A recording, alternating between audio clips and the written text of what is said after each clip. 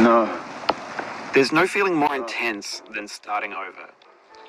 If you deleted your homework the day before it was due, as I have, or if you left your wallet at home and you have to go back after spending an hour in the commute. If you won some money at the casino and then put all your winnings on red but it came up black.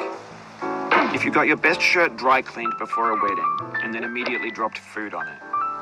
If you won an argument with a friend and then later discovered that they just returned to their original view. Starting over is harder than starting up. If you're not ready for that, like if you've already had a bad day, then what you're about to go through might be too much. Feel free to go away and come back. I'll be here.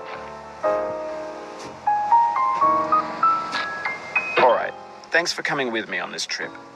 I'll understand if you have to take a break at any point. Just find a safe place to stop and quit the game.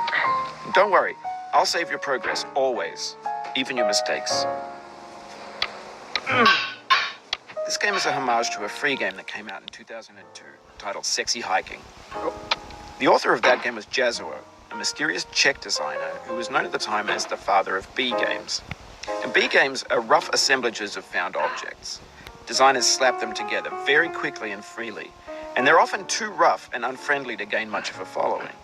They're built more for the joy of building them than as polished products. In a certain way, Sexy Hiking is the perfect embodiment of a B game.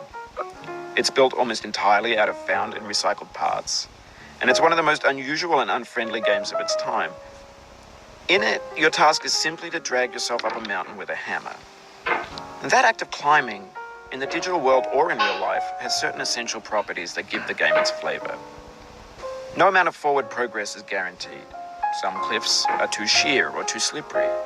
And the player is constantly, unremittingly in danger of falling and losing everything.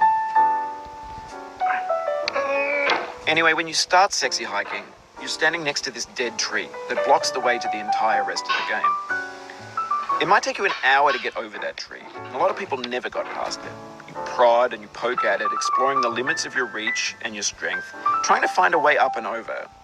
And there's a sense of truth in that lack of compromise. Most obstacles in video game worlds are fake. You can be completely